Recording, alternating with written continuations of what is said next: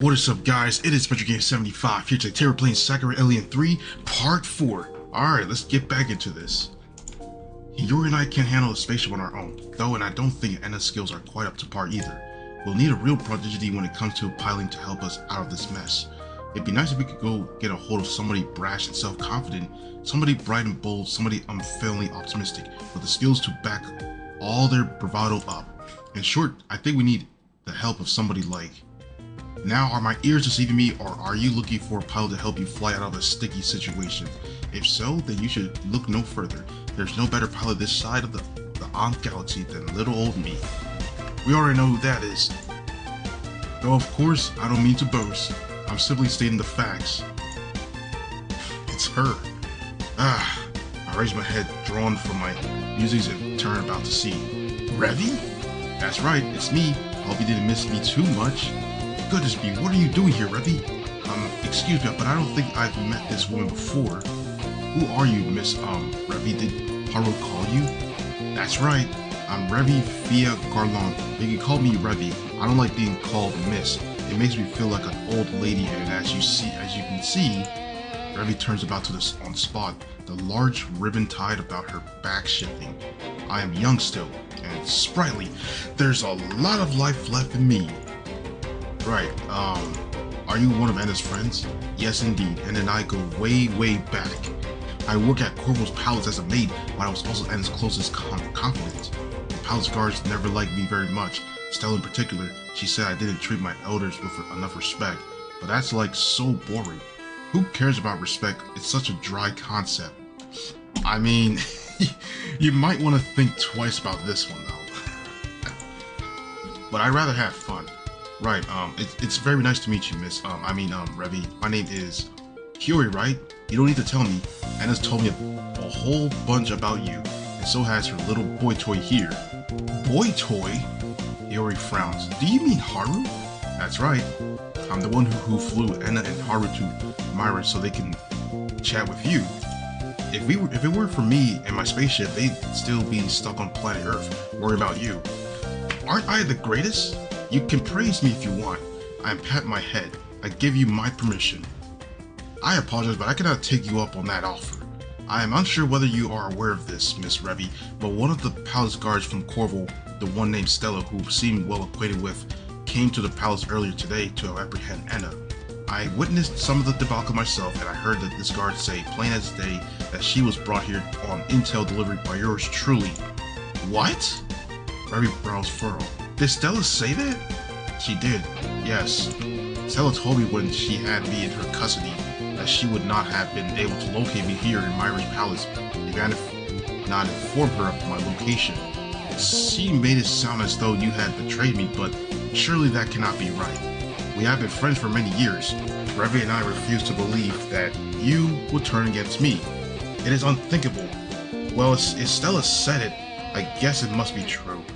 No way! Anna takes a step back, alarmed. Were you working against me? I think I might have been, yeah, but please don't back away from me like that. It's not what it sounds like. I didn't know what was going on. I beg your pardon? Aloy pressed her lips together. How can one betray a friend without first being aware of it? It does not follow. Oh, it's pretty simple, really. I didn't tip Stella off about your little jaunt to Myra, Anna. Really, I didn't. Do you think I'm willing to trade information like with that woman when I can't stand her? I'd rather stick needles in my eyes than work for her. I thought as much, but why did Stella say that you help her locate me? She is a disagreeable woman, but she is no liar. She wasn't lying, that's the worst part. I didn't realize it myself until it was too late, but that awful woman had my ship outfitted with a bunch of super high-tech observant equipment. I guess Stella figured if you were going to get in touch with anybody from Corvo, it'd be me. That's how she figured out where you were going. Offer you up to her, though unwittingly on a plate. She used our friendship against us, and she's unwittingly turned me into a traitor. I never intend to get you into any trouble, but I guess my intentions are moot. I hope you can forgive me for being so careless, Anna. I know I should have checked my ship before I let you aboard it. Heck, before I set off for Earth to pick you up, but I was so eager to hear from you again I didn't think. It slipped my mind. Oh, Revy. Anna's expression softened at this. The uncertainty which once seized her lips away, and with it, she smiles. I did assume when Stella told me of your betrayal, it would be something like that. I cannot believe that you would have only worked against me, despite Stella's insinuations. I can see now that she was trying to make me doubt you. You have always had the best interest at heart, which is more than can be said for her. You've got that right. That woman wouldn't think twice about trampling over a newborn if it meant she'd be able to land a promotion. She doesn't care about anybody's feelings but her own. And even I've often wondered whether she has my feelings at all. I like to say I can't believe she conceived of so weak a plan, using me against you like this, but when it comes to Stella, I believe anything. She has no friends of her own, so of course she can't understand our relationship. She doesn't know how much I care about you, and she doesn't care either. She's the worst. I'm just glad you didn't get hurt. Oh shoot. My bad, y'all. Anyways, it took me a while to realize my ship had been bugged, but when I did, I got pretty antsy. I was certain Stella would be trying something funny, and it looks like I was right. She did indeed try to kidnap Anna, but the princess dealt with her spectacularly. She threatened Stella with jail time, then had me escort her from the palace. Stella would not bother Anna while she remains upon this planet, but now that she wishes to leave it, we might be faced with some difficulties. Yes, I've had heard. I'm glad you were able to talk to Hiro into coming back to Earth with you guys, but if you want to leave this planet, you'll need a good ship and an even better pilot. I'd offer to let you board my own ship, but that might be the best idea. Why were you able to get rid of all the surveillance equipment Stella installed? Well, ain't that the question? Remy scratches her cheek with her fingers while laughing awkwardly. I spent all the last night trying to fix my ship up, but I can't guarantee I managed to find everything. She's a sneaky woman, but I bet she's hidden mice and cameras in all sort of places. Even if I had managed to clear the ship out fully, I don't know if I feel comfortable in it anymore, not after knowing Stella's been pawing about it without my permission. It makes me the whole thing feel, I don't know, tainted, I guess? At this point, I think I'll have to cut my losses and leave my ship to Myra. The camera's beaming even more info back to Stella. I'm not about to make the same mistake twice. Oh, Revy. Anna's brow furrowed. That must be difficult for you. I know how much you care for your ship. It was a gift from your father, wasn't it? Initially, yeah. I've had that ship for about 5 years, give or take. But it's only a ship, it's just a collection of scrap pieces put together over the years. I could always buy another one. You can't replace the memories it contained, though. Maybe not, but I don't need to. All of my old memories are stashed away safe and sound. Right inside here. Remy taps her temple, grinning as she does so. Hey man, I mean she ain't wrong about that. Like, hey, you can scrap my car, but you can't crush my memories with the car. I'm not so old, you know, that my memories started to wear away. It'll take a long while before that happens. It's a bit of a bummer, I'll admit, but I care about you even more than my ship, Anna. I want to protect you no matter what, and if I had to pilot one of these Myron ships to do so, then I will. So what do you say?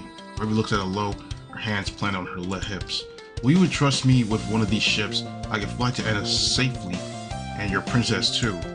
And any friends of Anna is a friend of mine, and we're all heading to the same location anyway. Why wouldn't I want to help you? I know the route back to Earth, and I'm certain I'll be able to avoid Stella's advances. I'm not about to let her get the better of me again. I'm going to show her up, and then I'll laugh in her stupid face. Oh, that is a wonderful idea, minus the laughing in Stella's face. That seemed a tad unnecessary. I can vouch for your skills as a pilot though, Revy. I know your technique is unparalleled. I can think of anybody better suited to us flying through the stars. Well, thanks. I figure I should offer. Given it's my fault you're in this mess to begin with. I want to make some amends, you see. I owe you that much, and it's been a hot minute since I had a chance to really floor it. I'm kind of looking forward to taking a wild Mac cap drive through the space and dodging and ducking all Stella's projectiles. A brush with death makes you appreciate life all the more. Is there really a chance we could die out there? There's always a chance you might die when you step onto a spaceship. It's not like a foolproof science. We'll be in for a worldwide. You best be strapping, buddy. If you know what's best for you. Revy laughs as though our lives aren't on the line, then nudges me in the ribs. She's acting awfully carefree about this. Aren't you all that worried about this, Revy? A little, I guess. I can't afford to let my nerves get the better of me, though. if I wanted to be your pilot, who on board a ship flown by a captain who's not 100%, not 110% confident in their abilities? She raises a good point. I think I'd do a double take if I got onto a plane only to be greeted by a dull address from the captain over the speakers as to the possibility of my own impending death. Revy's optimism is intense enough so as to be exhausting, but it's not worth it's not without its issues. Damn, I can't even speak this. What the heck? I think a flight like this will stop me from getting complacent too. I'm used to being the best, but Stella's no slouch. I should be able to improve my skills a whole bunch. Well, if you are certain, William uses one hand beneath her chin, I cannot say that I trust you entirely, Miss Revy. Oh please, just call me Revy. But Anna certainly seems to, despite the inconvenience your thoughtlessness has caused. If she is willing to vouch for you, then I suppose I can let you look after my princess. You had the best promise to protect her, though if you let any harm befall her, you will be sorry. You say that like I'm not sorry already, Missy, for making such a huge blunder in the first place. I'm plenty contrite, really, but don't worry, I'm going to do my very best. Oh, I don't doubt that, not for a second. Anna takes a step forth, then threads her fingers with Revy's. Smiling, she then says in a guileless voice that would put an angel to shame. I know that you're a good person, Revy, and I know that you wish nothing but the best for me. You're my dear friend, and I would be more than willing to put my life in your hands. You've never once let me down before. Anna, Revy blinks for a few moments. She looks overwhelmed by Anna's abundant kindness, but soon fades to be replaced with one of her bright, cheery smiles.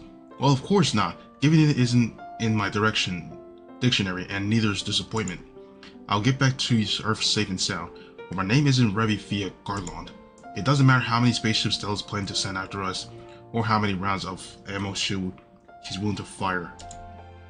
I'll outspeed all of our pursuers, and leave them in the dust.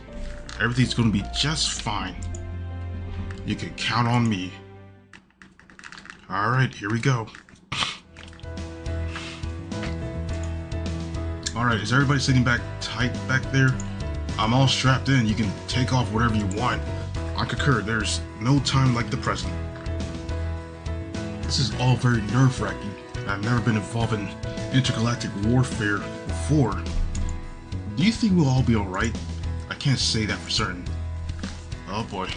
But don't worry your pretty little head about it overly much, okay? I'm not gonna roll over and let Stella capture us. There's just no way. I'd rather bit off my own tongue than let that one get the better of me. I'll try to blast away throughout Stella's forces, or my name isn't Revy via Garland. The word surrender isn't in my vocabulary. You can count on me. I will leave everything in your capable hands.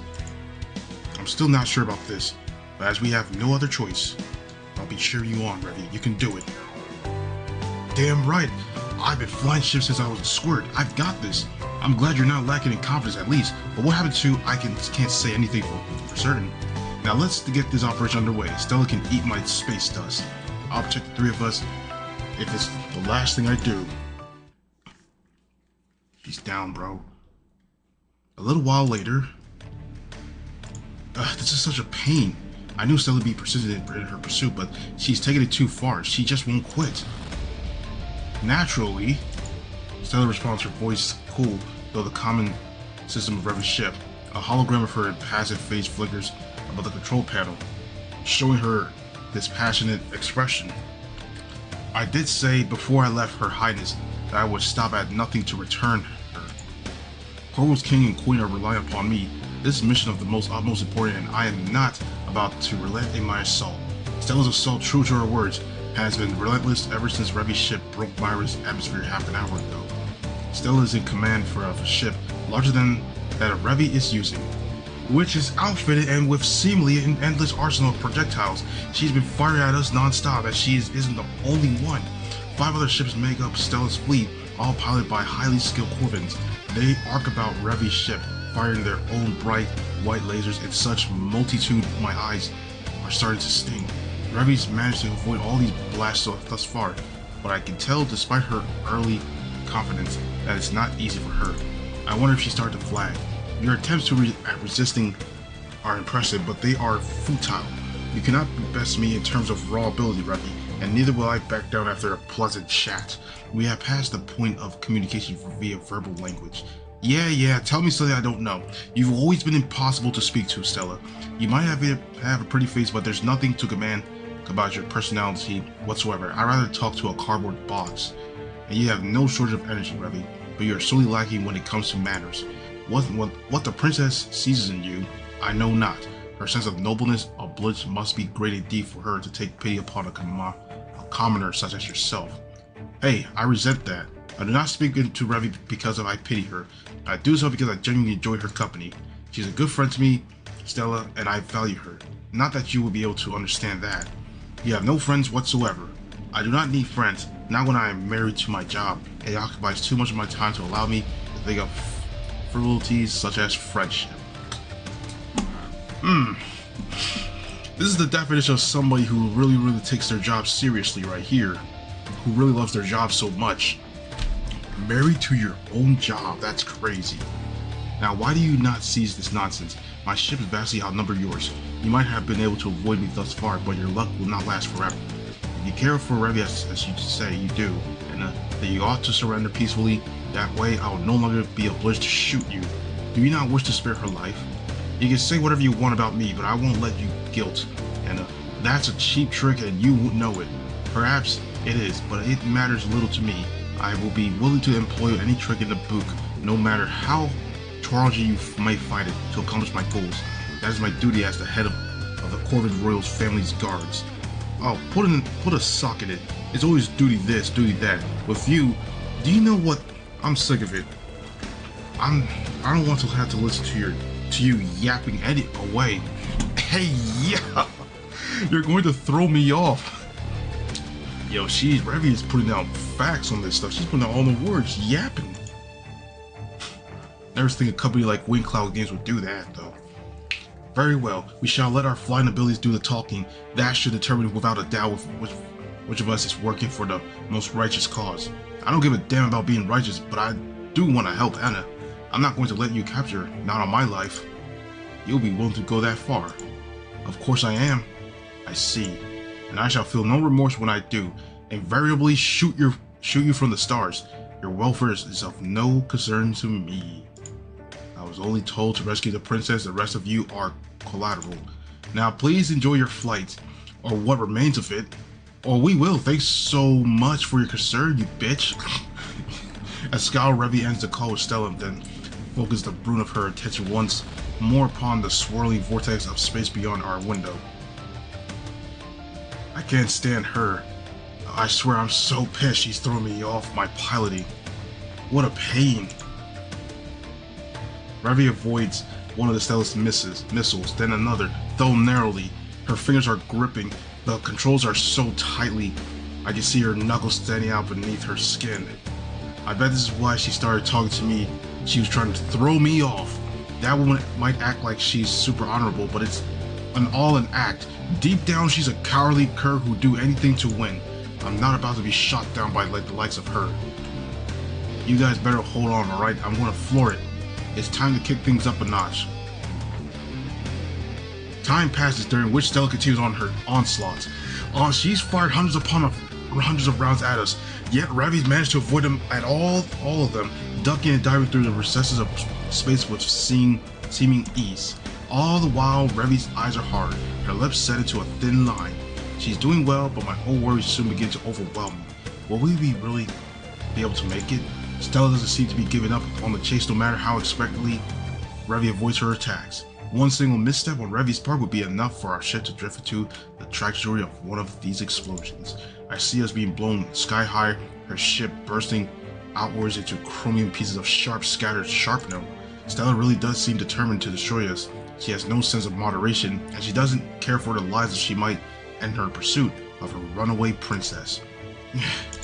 Terror as the white as hot as the volley of blast which assails us on all sides seizes me. I'm so anxious that I can feel my heart pounding with my chest. Revy's ship spins about me as Revy maneuvers it through the stars, the walls, and the floor all vibrating. I feel like my insides are vibrating too. my bones, my blood, even my brain. My thoughts are all disordered, scattered like leaves in the fall. Escape seems almost impossible, but finally Earth is within our sights. We're almost there. We're on the home stretch now. Wait! Stella's image appears anew above the control panel of Loi's ship, her expression unexpectedly panicked. Get back here this instant. That's an order, Revy. Sorry, Stella, but no can do. I'm through with answering your orders. How dare you! I am the head of the Corvin Palace Guards. While you are but a merry maid as your superior, you are obliged to obey me. You could be whipped for this. I could, maybe if I was still in the maid in Corvo's palace, but I think I'm tired of all of that bowing and scrapping. It gets old, you know, the millionth or so time. What? What do you mean? Oh, Stella, can't you tell? Do I really have to spell it out for you? Oh, that's an error right here. 2 F's instead of 1. I thought you were meant to be the smart, but I guess you must have been senile in your old age. I'd hate for there to be any misunderstanding between us, though, specifically when I doubt I'll ever see you again, so... Revy smirks. I quit. I beg your pardon. You didn't hear that? I'll say it again, Grandma, but wash your ears out next time. I quit. I'm through with working at this palace, and I'm through with being a maid. I'm not going to do any of that boring, tedious work ever again, and I'm definitely not going to answer to you. Why would I, when I try to blast me into a bunch of itty-bitty pieces? I'm through with you, and I'm through with Corvo too. Once I land on Earth, I'm not going back. What? How dare you, Revy? Stella says, but she's unable to finish this anger retorts. Revy reaches out and cuts the conversation with a flick of a switch. Sorry, Stella, but I really have enough of listening to you. Why I've got to answer to a sore loser anyway. She can't say squat to stop me now. Not when we finally made it. We're safe. Huh? Are we really alright? Of course I'm sure. I wouldn't say it if I wasn't, duh. It'd be cruel to give you false hopes. Look out the window. Revy's hands are full with the controls of her ship, but she jerks her head to the window, bidding me to follow suit. Doesn't that scenery look familiar to you? It better, given I'm following the same coordinates I used to when I first came to pick you up, Anna. Just like Revy says, I can see a vast circular planet hovering before me. It's a planet I'm intimately familiar with, having seen it in numerous times in textbooks. This planet is comprised of green land masses and vast world, blue ocean and its surface swirls with white clouds with marshmallow fluffs. This is the planet I was born on, which I call home. It's Earth. We're finally here, y'all. Now we made it back, Stella can't keep shooting at us. Not as if she wants to uphold the Intergalaxy Peace Treaty. Firing lasers and blasts and what have you is like a total no-go when you get too close to other planets. Now just give me a second to spark up. I'll just try to be fast about it. Every spaceship sees its wild, unfettered diversion of spins and twists and turns, like a trickery fairground roller coaster. Winding down the walls and the floor stops spinning. The explosion which dogged us through space, hurrying Revy to push the ship harder and harder in half seas. Now there's nothing but silence. I inhale deeply, really like a man breaking the surface of the ocean, and stare out the window at Revy's behest. I see normalcy for the first time and feel like forever. This is Earth, Tokyo to be more precise. This is Earth, Tokyo to be more precise. We're safe. Alrighty, easy does it. Revy parks the ship upon the university roof, then rises. She stretches, then shoots us a toothy grin. Ooh, I'm glad that's all taken care of. The ship's set to visible mode right now, so no human should be seeing us landing. That caused a pretty big stir. Stella can't pursue us any further, so we should be good to go. Now let's step outside. You guys must have missed Earth a lot. It's your home after all, and I guess it's your home too, in a sense, Anna. Oh yes, I'm so happy to see Earth again. I miss it dearly. It really does feel like this is where I belong.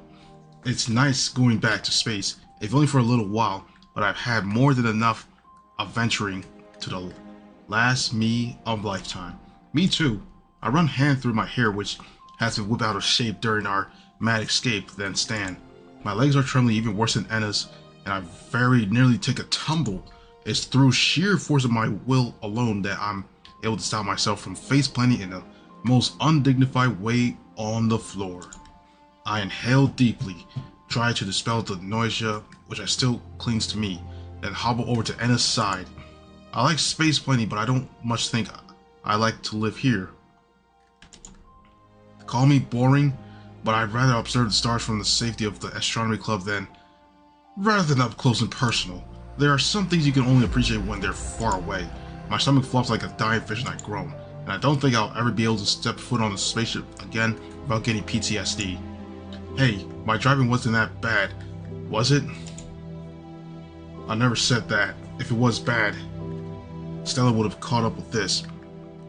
You did as best as you could given the circumstances, but I think my earthling body is a bit too delicate to deal with all this pressure. My internal organs feel like they're turned into soup. Oh well, that's cause you're not used to flying. If you've been in and out of these ships like Enna and I from the childhood, it would have been so bad. But flying like I did just now, pretty uncommon.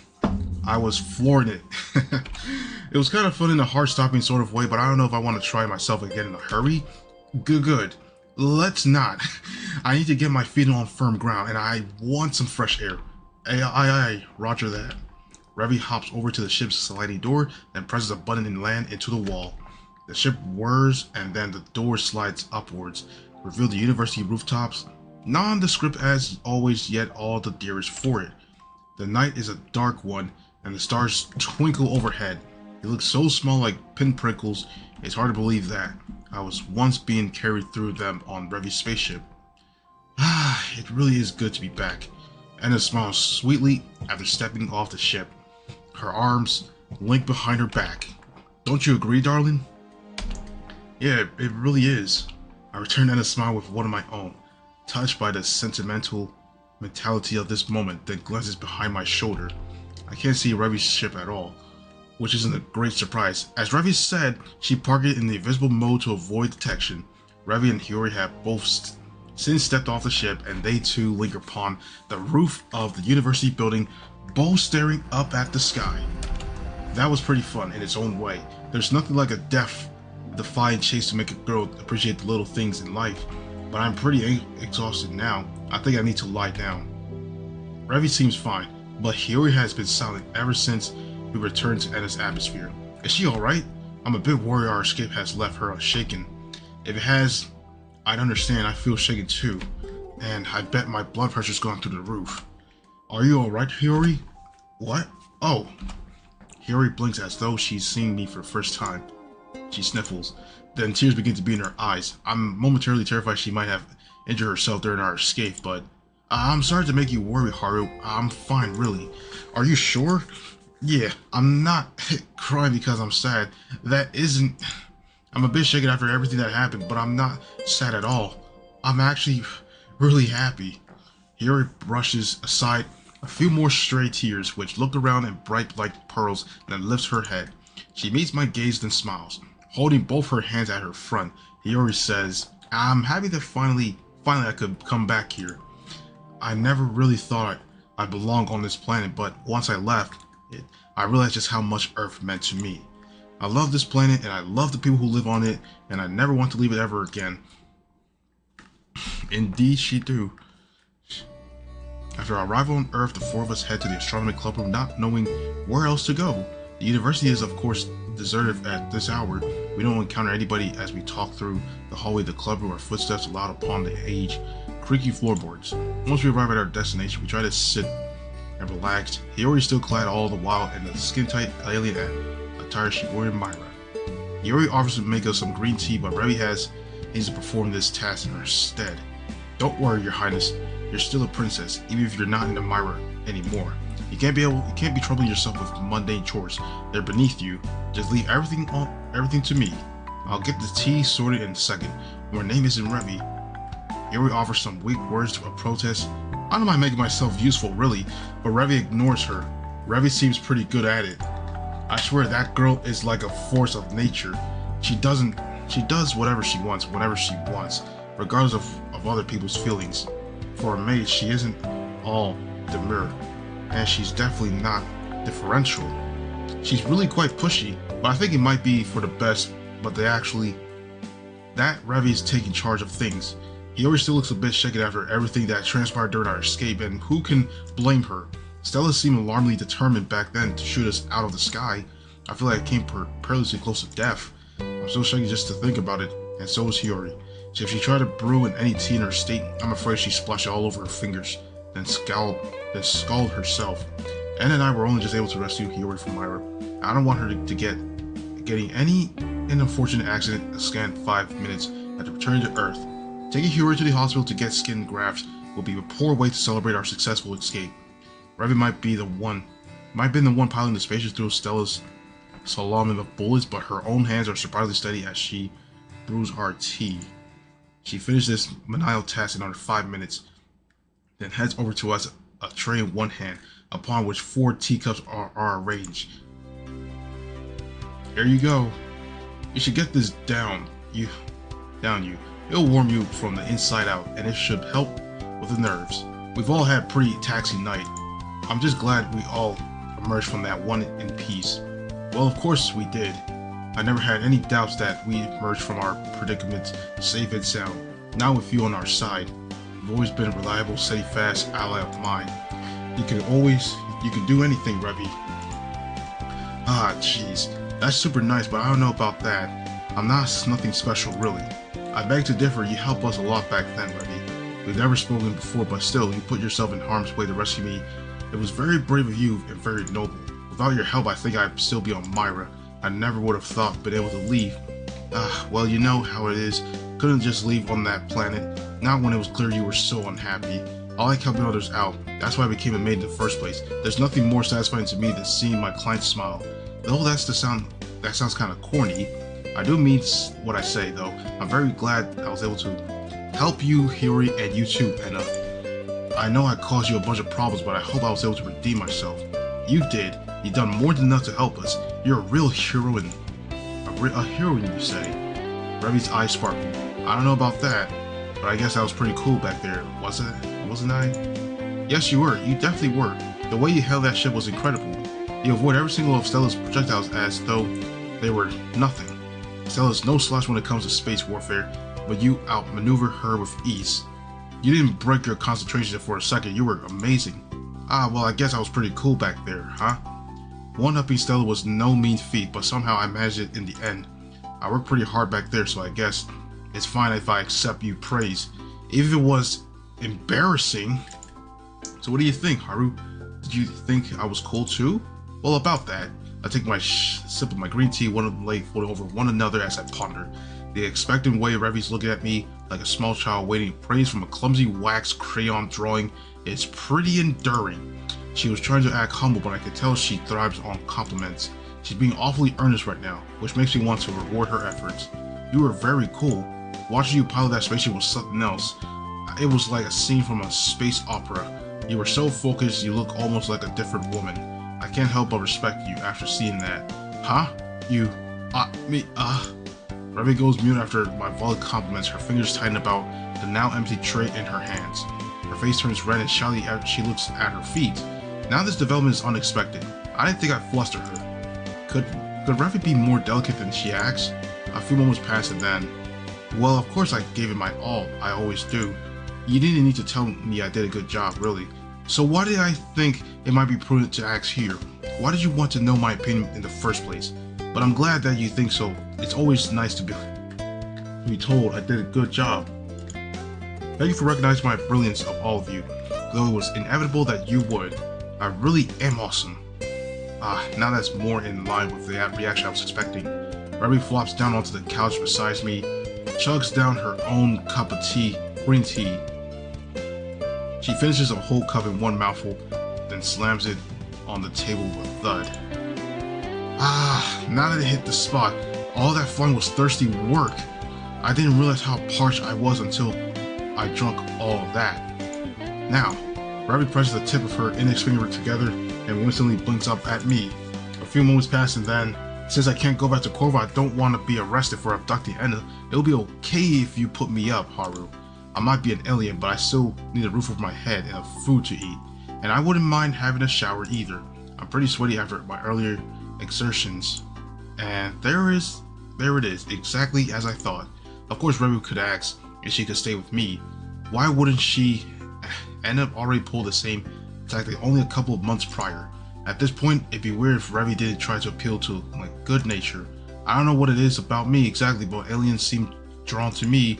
There must be something about me that attracts them. I'm flattered by this naturally, but my apartment's pretty small. It's a tight squeeze accommodate just Enna and I before factoring a third person in. I think Revi would be far off better if she took up residence in Hiyori's home instead. It's much bigger than mine, and she has a bunch of spare guest rooms. I don't know if Revi will be too keen on the idea, but we have to be practical. I open my mouth right to my voice manifold issues when, of course, you can stay with us. I would love to live with you, Revi, and I'm sure Darling would love that too.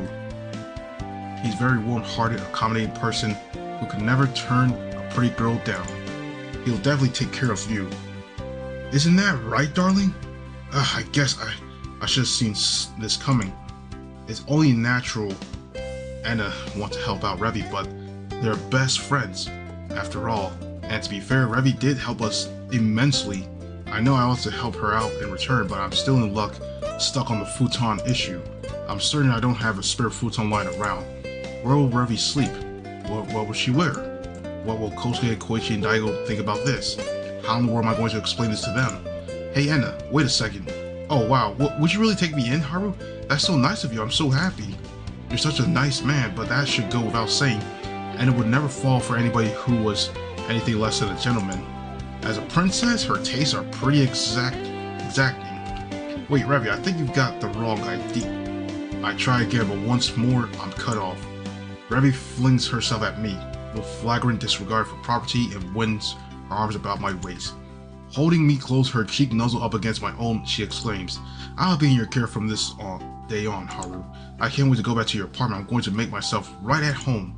Well, about that, I begin to protest, have been rendered half-hearted in my face of Revi's enthusiasm. My voice trails off in a bash and I fall quiet. I still have some concerns about Revi staying with me. I have so many, in fact, they could fill a whole book, but I feel bad shooting her down when she's so enthusiastic. I can hardly turn her away now. It'll be pretty tight squeeze in my apartment, but I should be able to figure out a way to make it work. Thank you, Haru. Thank you so much. No, I'll have to figure out a way to make it work. My housemates would be pissed when they learn I brought yet another pretty girl back to stay with us, but I'll be up with their jabs and jibes as best as I can. Then my reputation as the nefarious lady killer will probably go up a few points, but it's worth it, I think. So as long as Revi can continue to smile as she is right now. She looks so happy I hate to disappoint her. I feel exhausted at the prospect already, but alright, fine, you can stay with me. I don't mind. You help us a lot, so now I'll help you in return. I'll do my best to make everything work and to look out for you. I promise. Well, of course that is how things would turn out. Enna giggles knowingly. She makes me look at her bemusedly. What are you talking about?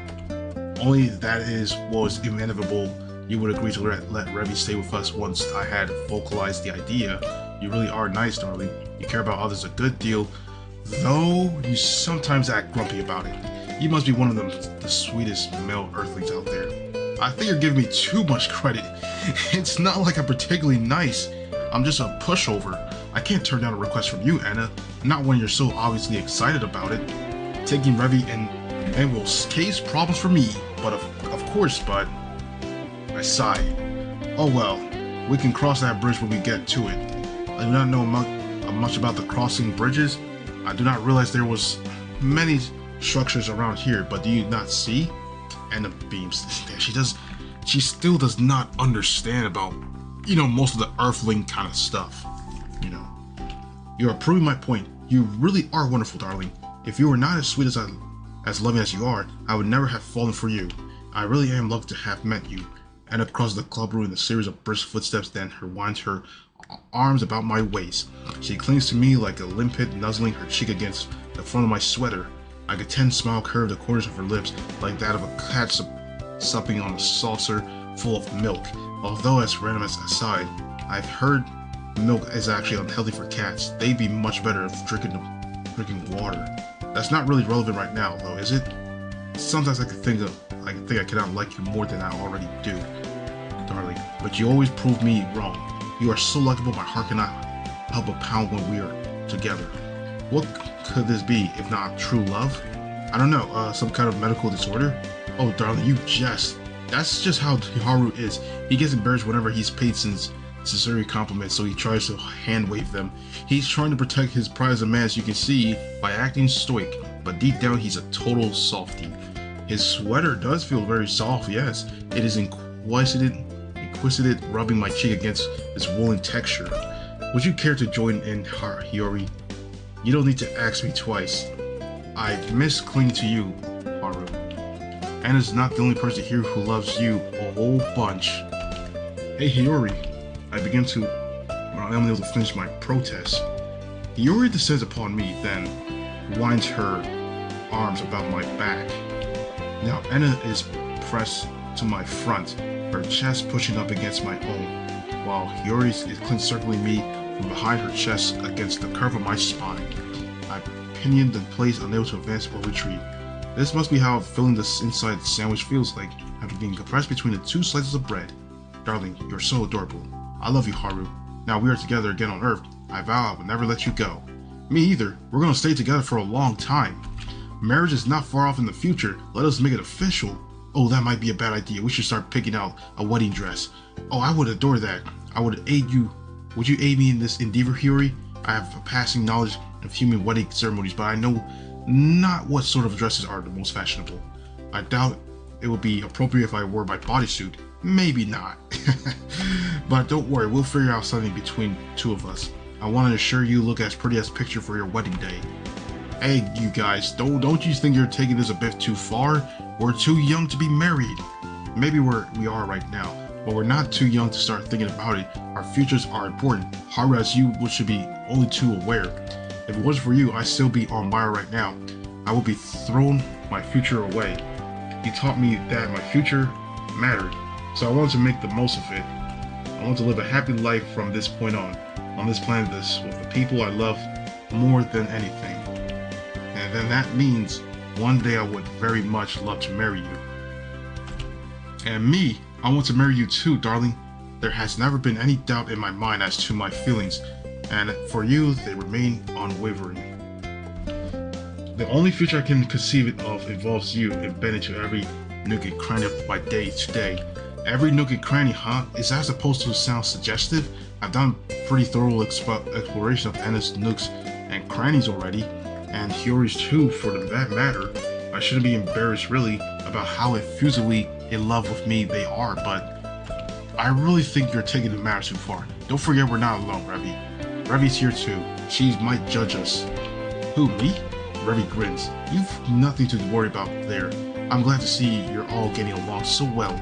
I'm really happy Anna's found a catch like you. Why, it's almost enough to bring a tear to my eye. Oh, thank you, Revi. You are a wonderful friend as you are, Hiyori. I really am glad we can share in our darling affections. I know monogamy is in the common practice upon this planet, but I believe relationships are strengthened by their number of sincerely loving participants. We both love our darling a lot, and he loves us. I think if we stay together, we'll be very happy indeed. Me too. Don't I get a say in this? No. Right. I sigh. Well, of course I love the pair of you too, but really, you're clinging to me pretty tight. I can hardly breathe. Would you mind letting go? What? But darling, I can't let you go. Not when I love you so much. To step back now would be to betray us, my own feelings. Same here. I want to keep clinging. I'm very flattered to hear that, but really, if you don't want to let go, I'll asphyxiate. I have no idea about that, pronouncing that word, bro. But anyways, you make that sound like a bad thing. Revi snickers. There are worse ways to go, Haru, than being crushed between the bosses of your adoring wives. They aren't my wives. Not yet. They're not. But if I know Anna, she'll soon rectify that. She's awfully persistent when she wants something. She just does not take no for an answer. Believe me, I'm well aware. I'm not unhappy about being the objective of Anna's affections, but She really is pushy. It must be a Corvin thing. Then again, Hiyori's fairly forward too. I think she and Ez encourage one another. I might be getting jealous actually, after observing this little loving. I 1 and 2. You do? That's right. Uh-oh. Revy holds her hands soft. Her fingers spray and stays like a cat-like grin upon her face. I know you and Hiyori are deeper connected to Haru than I do, but if you think I'm going to hang about on the sidelines while you all hog all his attention, you have another thing coming. I like Haru a lot in myself, and I'm not at all afraid to express it. I want to give him lots and lots of my own love too. Do you love Darling as well, Revy? Love might be a bit of a strong word, but I'm certainly fond of him. I like to express that too, using more than mere words. Why is that wonderful? Is it? Of course, I have enjoyed sharing you with Hiyori, darling, but I would be happier still. Revy came to my understanding your appeal. The 4 of us could all be happy together without any need for jealousy. That sounds like a paradise to me. I figured you might say that, Anna. You're pretty considerate yourself. What about Hiyori though? Don't you mind? Not at all. I'm used to sharing Haru with Anna. I'm not jealous. I too think it's wonderful that Haru is so popular. I'm glad I'm dating such a stud. Then if there are no problems, I'll help myself. Thanks for the food. What? Wait, hey, wait, don't come any closer. I don't think I can handle even more of you. If you grab a hold of me like that, yeah. And so it is upon a starry night that I pledge my heart to yet another alien, the mischievous, slightly devious Revy. And I thought maintaining a 3-way relationship between Anna, Hiyori, and I would be hard, but Revy's interest threatens to spike the difficulty of my love life through the roof. I'm not sure if I'll be able to deal with her boundless energy, but I'm resolved to do my best. I care for Revy too, and I'm sure in time she'll become just as important to me as Anna and Hiyori. I'm sure everything will be fine. At least I hope it is. In the world I have gotten myself involved in. Alright. Later that night. I guess we all know what's gonna happen now. Alright. Well, this is the end of today's video, everyone. We finally reached the ending of Sakura Alien 3. Do you guys think there will be a Sakura Alien 4 coming soon? We'll find out from Wing Cloud Games. But this is the end right now. This right here is pretty much the Harem ending where we got all 3 of them. There is different endings for like all of them though. And thank you for playing. Each of them do got different endings, but this is where I end off things right here. Because I want to get everyone all together, because we're getting a whole harem only. Getting separate ones is fine, but I like to get everyone all together, because why have one where you have a whole harem?